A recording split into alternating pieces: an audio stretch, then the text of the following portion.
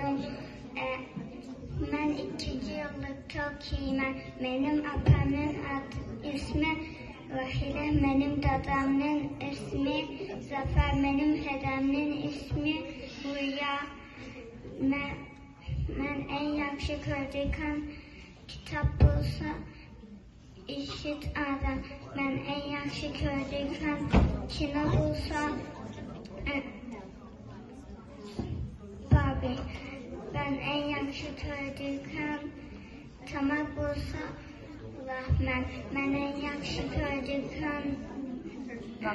oyun bulsa Toka Baka. Ben en yaxşı gördüyüm nakşı bulsa Atlantik. Rahman.